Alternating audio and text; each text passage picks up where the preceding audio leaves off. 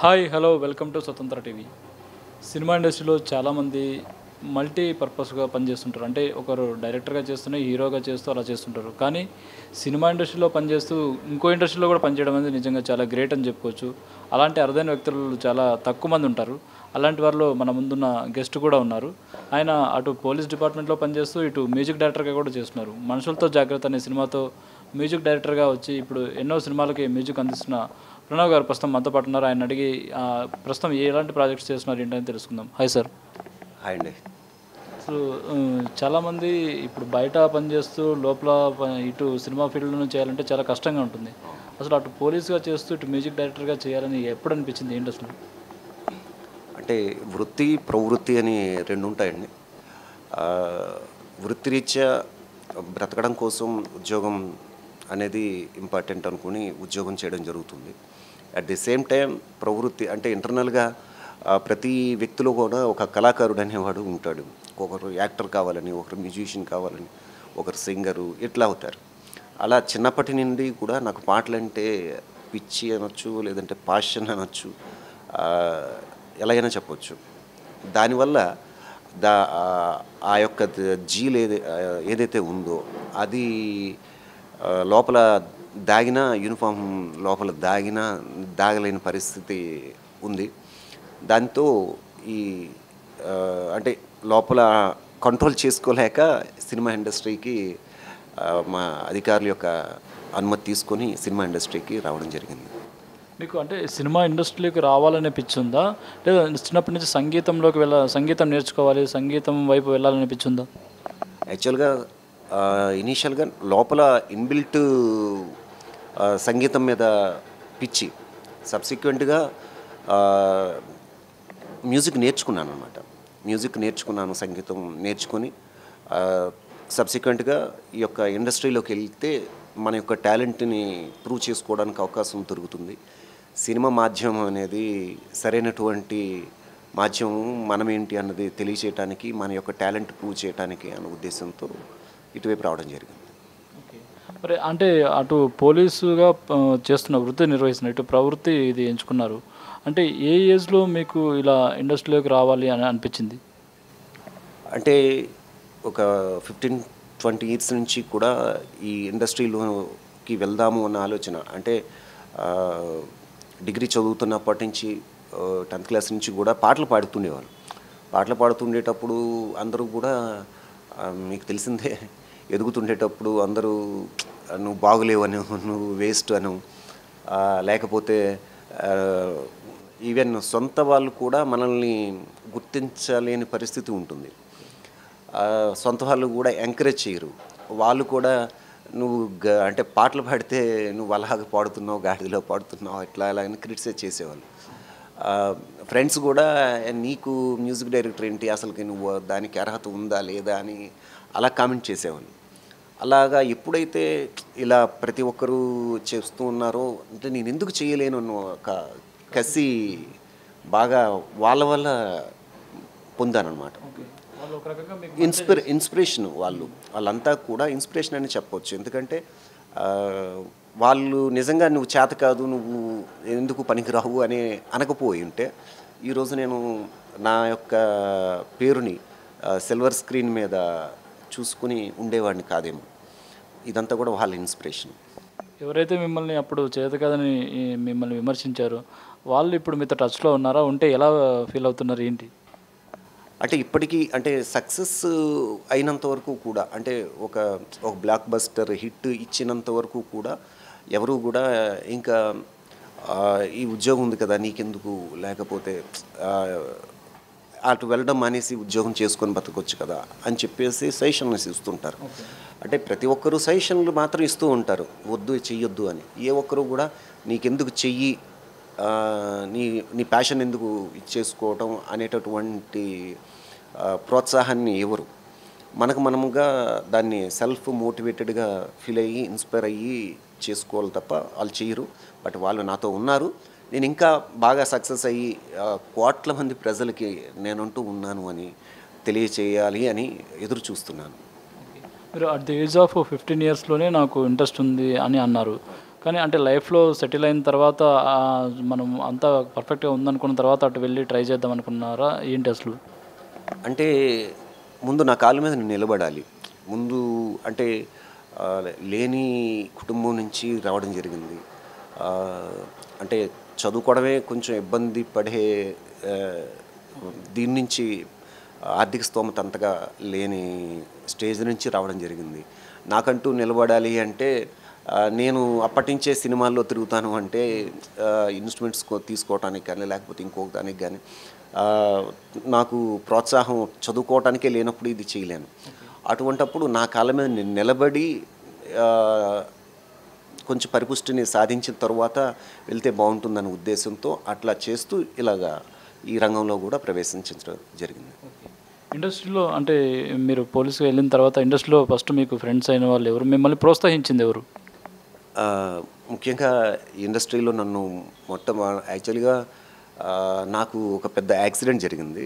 Accident జరిగినప్పుడు కూడా నేను బెడ్ మీద ఉంటున్నప్పుడే ఈ మ్యూజిక్ ఒక 1 ఇయర్ వరకు మ్యూజిక్ నేర్చుకోవడం జరిగింది. ఆ బెడ్ మీద ఉండేటప్పుడే నాకు గోవింద్ వరహా గారని మనుషులతో జాగ్రత్త ఇప్పుడు ఒక 6, 7 లాంగ్వేజెస్‌లోని సినిమాలు తీశారు. ఇప్పుడు నెక్స్ట్ కూడా పాన్ ఇండియా మూవీ తీస్తున్నారు. దానికి కూడా నేను మ్యూజిక్ చేయబోతున్నాను. అతను నా ప్యాషన్ చూసి నా నెక్స్ట్ మ్యూజిక్ డైరెక్టర్ మీరే అని చెప్పి హాస్పిటల్కి వచ్చి నన్ను పరామర్శించి ఆఫర్ ఇవ్వడం జరిగిందనమాట. ఆఫర్ ఇవ్వడం నిజంగా లైఫ్లో అంటే నేను బెడ్ మీద ఉండడం వల్లే నాకు ఆఫర్ వచ్చిందేమో అని చాలా అంటే ఎప్పటికీ కూడా ఫస్ట్ నాకు ఆఫరు అంటే నేను ఇంతకుముందు ఏమీ చేయకపోయినా కూడా నాకు అవకాశం ఇచ్చినటువంటి గోవింద్ వరహా గారికి ఎప్పటికీ లైఫ్లో కృతజ్ఞతలు తెలియజేసుకుంటూ ఉంటాను. ఓకే. అంటే మనుషులతో జాగ్రత్త సినిమా తర్వాత మీరు ఎన్ని సినిమాలు చేశారు? టోటల్గా 5 మూవీస్ చేశానండి. దానిలో నిన్నే కోరుకుంటా ఒకటి, బ్యాక్ డోర్ ఒకటి, ఇవి కాకుండా ఇంకొక 2 సినిమాలు చేశాను. బట్ అవి రిలీజ్ కాలేదు. ఈ 3 సినిమాలు రిలీజ్ అయ్యాయి. ఇప్పుడు దేశాయ్ అనే మూవీ ఒకటి చేశాను. అది తొందరలో రిలీజ్ అవుతుంది. ప్రెజెంట్ వధ అనే సినిమా కమిట్ అయ్యాము. అది సినిమా చేస్తూ ఉన్నాము. ఇంకొక 2 సినిమాలు ప్రాజెక్టులు బ్యాక్ డోర్ డైరెక్టర్ గారితో నెక్స్ట్ ఒక మూవీ కర్రీ బాలాజీ గారితో నెక్స్ట్ చేస్తున్నాను. మీరు పోలీస్ బ్యాక్గ్రౌండ్ నుంచి ఇటు వచ్చారు కాబట్టి అటు కేసెస్ ఇన్వెస్టిగేషన్స్ చాలా చేస్తుంటారు. వాటిని ఈ సినిమాల్లో కథలో ఇంక్లూడ్ చేసిన సందర్భాలు ఏమైనా ఉన్నాయా?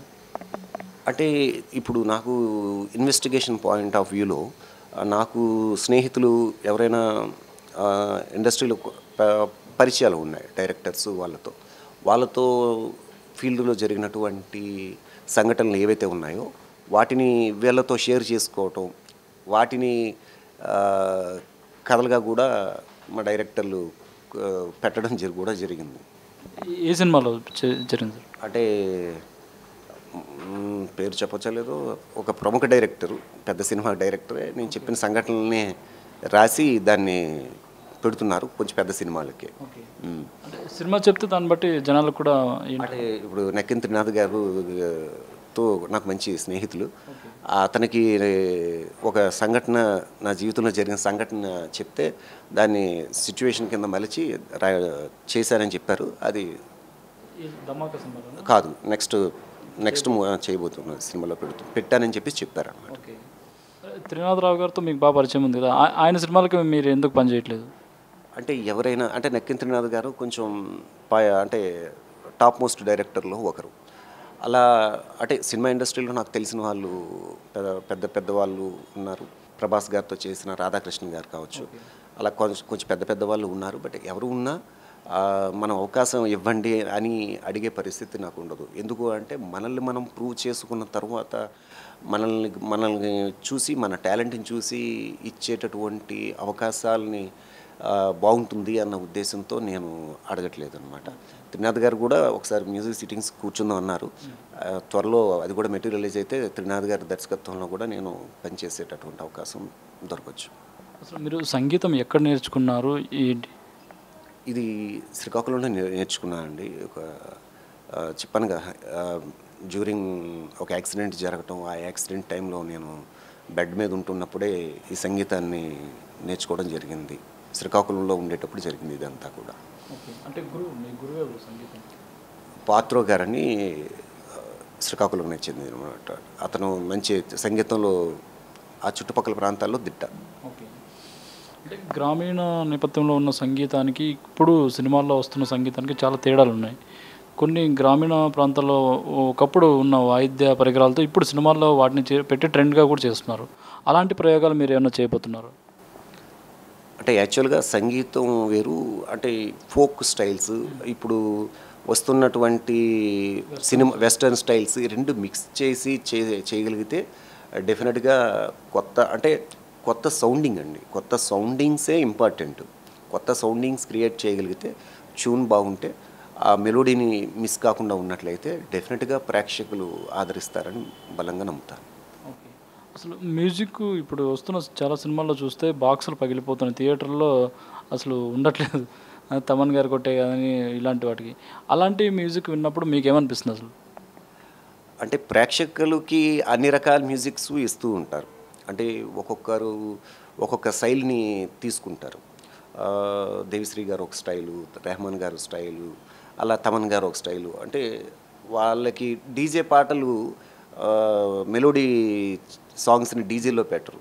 అంటే దాన్ని కూడా డీజే డ్యాన్స్ చేసుకోవడానికి డీజే అలా అని మేము కూల్గా కూర్చొని వెన్నెల్లో కూర్చొని వినాలని అనుకునేటప్పుడు, లేకపోతే పక్కన ఒక ఇష్టమైన వాళ్ళతో కూర్చొని చేయాలనుకునేటప్పుడు వినాలి అనుకునేటటువంటి పాటలు తప్పనిసరిగా వేరుగా ఉంటాయి. వాళ్ళు భిన్న రకాలైనటువంటి సాంగ్స్ని ఇవ్వడం జరుగుతుంది. తమన్ గారు కావచ్చు, లేకపోతే దేవిశ్రీ గారు కావచ్చు, ఇటు నాటు ఇవ్వగలుగుతాము, అటు స్వీట్గా ఉండే మెలోడీని ఇవ్వగలుగుతాం.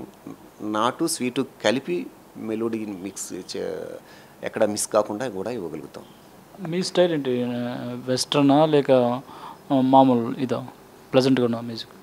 నేను గ్రామీణ ప్రాంతాల నుంచి వచ్చినప్పటికీ కూడా అటు ఫోక్ స్టైల్ బాగా ఇష్టపడతాను, ఇలాగే మెలోడీని ఇష్టపడతాను. వెస్ట్రన్ కూడా మంచిగా చేయాలనుకుంటాను. ఎందుకంటే ఈ ఫోక్ని వెస్ట్రన్తో మిక్స్ చేస్తే బాగుంటుందన్నది నా అభిప్రాయం. మీ ఫస్ట్ సినిమా మనుషులు ఉన్నారు జాగ్రత్త, మామూలుగా పోలీసులు దొంగలు ఉన్నారు జాగ్రత్త అని అంటారు. మీ ఫస్ట్ సినిమా టైటిల్కి అది ఏంటి? మనుషులు ఉన్నారు జాగ్రత్త అంటే ఆ టైటిల్ విన్నప్పుడు మీకు ఇంకేమనిపించింది? అంటే మనుషులతో జాగ్రత్త అంటే ప్రతి మనిషి కూడా అవకాశవాదులు. అంటే కుక్కలు ఉన్నాయి జాగ్రత్త అంటారు, లేకపోతే పిల్లులు ఉన్నాయి జాగ్రత్త అని ఎలాగంటారో దొంగలు ఉన్నారు జాగ్రత్త, పిక్ పాకెటర్స్ ఉన్నారు జాగ్రత్త అని అంటారు.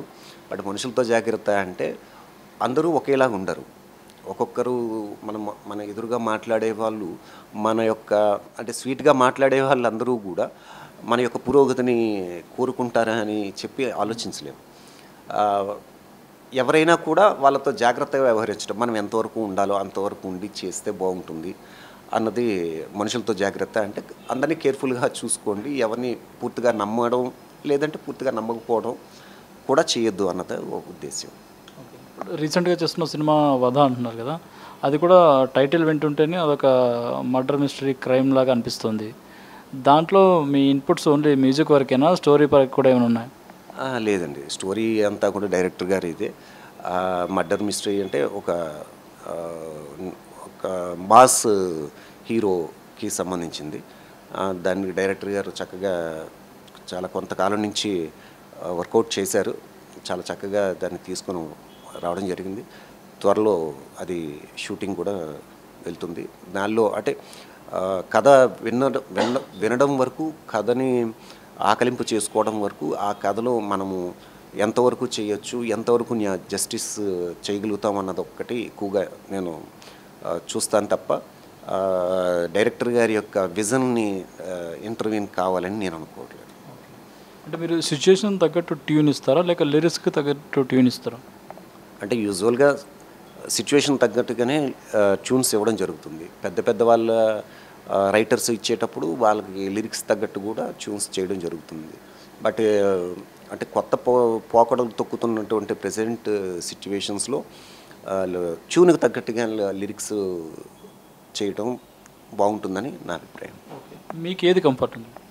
అంటే ట్యూన్కి తగ్గట్టు చేసుకుంటేనే కంఫర్ట్గా ఉంటుంది అని. ఎందుకంటే ఎక్కడ గమకాలు వేసుకోవాలి, ఎక్కడ ఏది చేయాలి అన్న దానికోసం బాగుంటుంది అన్నది నా అభిప్రాయం. ఓకే. ఇప్పటివరకు మీరు మ్యూజిక్ చేసిన వాటిలో ఈ సాంగ్స్‌లో ఏది మీకు ఫేవరెట్ సాంగ్? అంటే ఫేవరెట్ సాంగ్ అంటే ఆహ్, అందరూ మిగతా మ్యూజిక్ డైరెక్టర్స్ చెప్పినట్టే చెప్పొచ్చు. ప్రతీదీ కూడా ఇష్టపడే చేయడం జరుగుతుంది. కాబట్టి అంటే ఇది మీకు బాగా పేరు తెచ్చింది. అంటే హ్మ్, బ్యాక్‌డోర్‌లో 'యుగాల భారత స్త్రీ' అనే దానికి నెక్స్ట్ ఒక రొమాంటిక్ సాంగ్, ఆ 2 కూడా మంచి ఆహ్, బాగా ప్రజల్లోకి వెళ్ళడం జరిగింది. అలాగే యూట్యూబ్‌కి చేసినటువంటి ఒక 2 సాంగ్స్‌లో కూడా మంచి రెస్పాన్స్ రావడం జరిగింది. ఓకే. అంటే సినిమాలు కాకుండా ప్రైవేట్ సాంగ్స్ కూడా చేస్తుంటారు. చేస్తూ ఉన్నాను. ఇప్పటివరకు గతంలో చేశాను. భవిష్యత్తులో కూడా అంటే చేసేవాళ్ళు అంటే క్లోజ్ దీన్ని బట్టి చేస్తూ ఉంటాం. ఓకే. అటు డిపార్ట్మెంట్‌లో పోలీస్‌గా చేస్తున్నారు. ఇటు మ్యూజిక్ డైరెక్టర్‌గా రెండిటిని అసలు ఎలా బ్యాలెన్స్ చేస్తున్నారు? ఇప్పుడు ఇది అంటే మ్యూజిక్ సెన్స్ ఉండటం అనేది ఇంపార్టెంట్ అండి. దాని మీదకు అంటే ఇప్పుడంతా కూడా ఆన్‌లైన్ ఫోన్స్, ఆన్‌లైన్ వచ్చేసిన తర్వాత ఏదైనా ఈజీయే. మీకది చెప్పాల్సిన అవసరం లేదు. ఎందుకంటే ట్యూను జస్ట్ ఒక 10 నిమిషాలు ట్యూన్ చేసి ప్రోగ్రామ్ చేసేయమని చెప్పేసినట్లయితే సరిపోతుంది. మనకు టైం దొరికినప్పుడు మనం కూర్చొని ప్రోగ్రామ్ చేసుకుంటాం. టైం లేనప్పుడు ట్యూన్ ఏ స్కేల్‌లో ఉంది ఏంటి అని చెప్పేసి చేయించుకోవడం, మనకి ఏం కావాలని చెప్పి చేయించుకోవడం అనేది కూడా జరుగుతుంది. ప్రెజెంట్ వైజాగ్‌లో అంటే ఈ ఆహ్, ఎలా ఉంది సార్ అక్కడ పరిస్థితి? వైజాగ్‌లో అంటే ఇప్పుడు అంటే ఇండస్ట్రీ అంటే మొత్తం అంతా కూడా హైదరాబాద్ అనుకునే పరిస్థితే ఉంటుంది.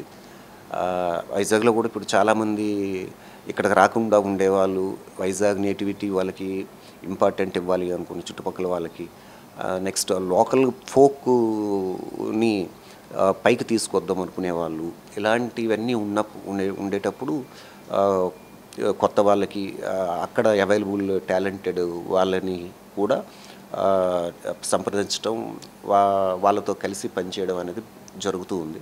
సినిమా ఇండస్ట్రీ ఇంకా వ్యాప్తి చెందుతూనే ఉంటుంది.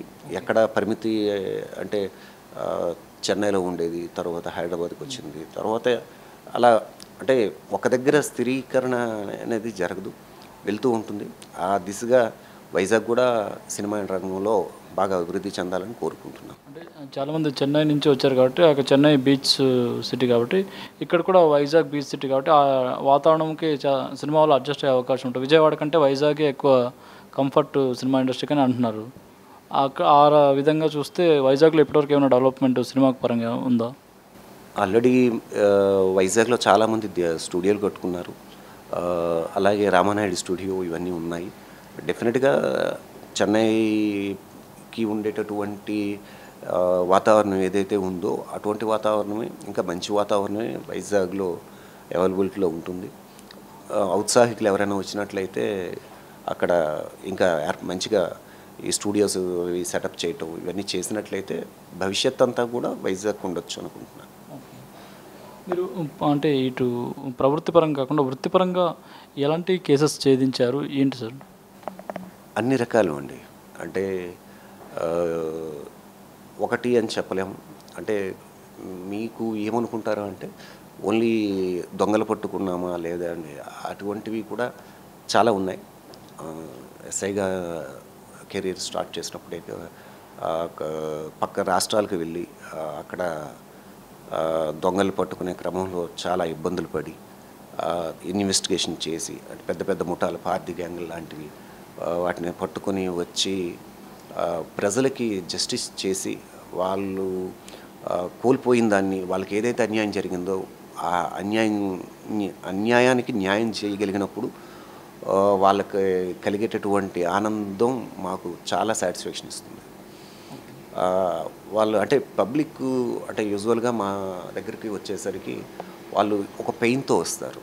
ఒక పెయిన్తో వచ్చేటప్పుడు ఆ పెయిన్ని మేము విని ఆ పెయిన్ని అంటే పూర్తిగా కోల్పోయిన వాళ్ళని లేకపోతే పోయిన వాళ్ళని మేము వెంటనే ఇది చేయలేకపోవచ్చు.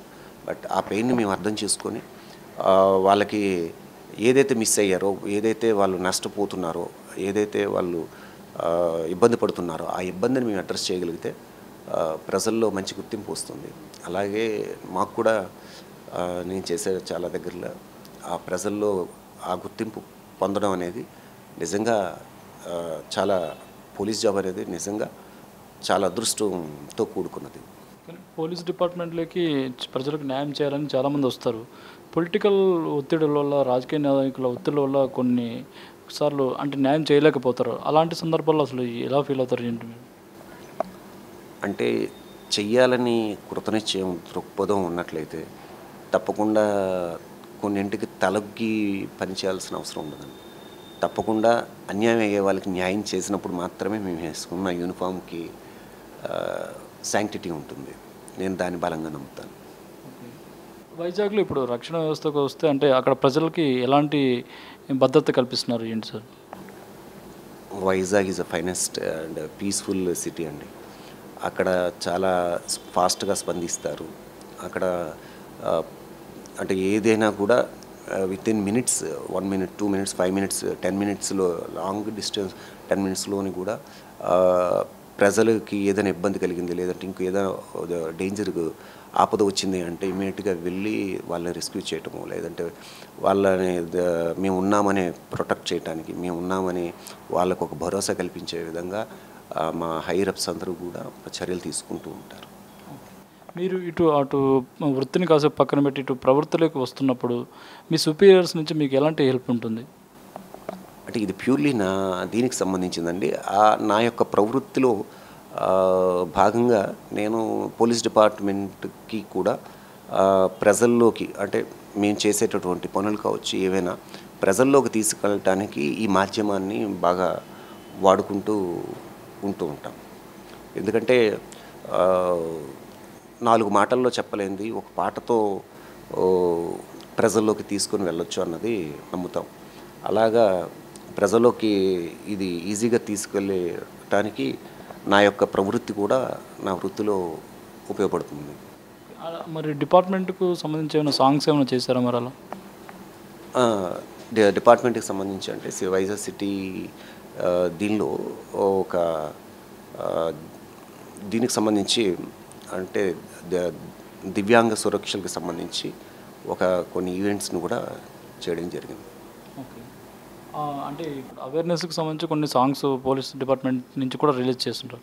అలాంటి వాటికి నేను ఉన్నాను కదా మ్యూజిక్ డైరెక్టర్గా నేను చేస్తానని అలా ఎప్పుడైనా చేశారండి? చేస్తున్నామండి. అంటే అటువంటివి ఏవైనా వచ్చినా కూడా మా అధికారులు నన్ను అప్రోచ్ కావటం, నేను ఆ విషయంలో చేసి ప్రజల్లోకి తీసుకెళ్ళడం జరుగుతుంది. ఇంకోటి ఇటు మీరు వైజాగ్ నుంచి ఏదైనా సినిమాకి సంబంధించి రావాలంటే హైదరాబాద్ వచ్చేయాలి. ఇలా వచ్చినప్పుడు మీకు సెలవులు ఇవన్నీ ఎలా ఉంటాయి? అంటే మీకు చెప్పానుగా అంతా ఆన్లైన్లో వచ్చేది, ఫోన్లో మాట్లాడితే జరిగిపోయి ఈ రోజుల్లో ప్రత్యేకంగా రావాల్సిన అవసరం ఇప్పటివరకు ఏర్పడట్లేదు. అలా వచ్చి చేసేటప్పుడు నేను సెలవు పెట్టేసి రావటం చేయటం చేస్తాను సెట్టింగ్స్ అలా ఉండేటప్పుడు. ఇప్పుడు మీరు ఈ 2 సినిమాలు రిలీజ్కి ఉన్నాయంటున్నారు. ఆ రెండిట్లో మంచి హిట్ అయ్యి మంచి పేరు వచ్చింది అనుకోండి, ఇండస్ట్రీలో కొనసాగుతారా? అటు ఉద్యోగంలో రెండిట్లో కొనసాగుతూ చేస్తారా? దానికి సెలవు పెట్టేసి దీంట్లో ఇదైపోతారా? చూడాలి. అంటే దీనిలో బాగా సక్సెస్ వచ్చినప్పుడు ఏ డెసిషన్ తీసుకుంటానన్నది వేచి చూడాల్సిందే. అంటే ఆల్రెడీ సాయి శ్రీనివాస్ గారని ఒక ఆయన డిప్యూటీ కలెక్టర్గా వైజాగ్లో చేసి ఆయన ఆర్టిస్ట్గా ఇదైన తర్వాత ఉద్యోగానికి రాజీనామా చేసి ఇటు వచ్చేసారు. అలా వైజాగ్ నుంచి చాలామంది ఇలా వస్తున్నారు. అంటే మాది విజయనగరం అంటేనే విద్యల నగరం అంటారు. విజయనగరం నుంచి ఆర్పి పట్నాయక్ గారు కావచ్చు, లేదంటే ఘంటసాల గారు కావచ్చు, సుశీల గారు కావచ్చు, సాలుగు రాజేశ్వరరావు గారు కావచ్చు, కోటి గారు కావచ్చు, ఇట్లా చాలామంది వచ్చారు. అలాగే మేము కూడా అయి ఉండొచ్చు. అలాగే మీరు చెప్పినట్టు శ్రీనివాసరావు గారు కూడా చాలా సినిమాలు చేస్తూ ఉన్నారు. మేబీ దేవుడు గాడ్ ఏ విధంగా డెస్టినీ ఉంటే ఆ విధంగా వెళ్తాను. ఫైనల్గా అంటే మీ మ్యూజిక్తో ఎలాంటి ఫీల్ ఇస్తారు ఆడియన్స్కి?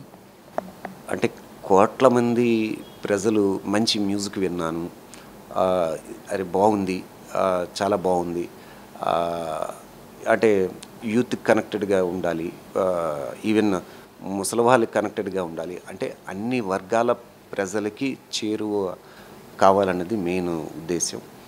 ఆ క్రమంలో అన్ని రకాలైనటువంటి అవకాశాలు అందిపుచ్చుకొని అన్ని వర్గాల వారికి నా యొక్క మ్యూజిక్ని అందించాలనేది నాకు కోరిక.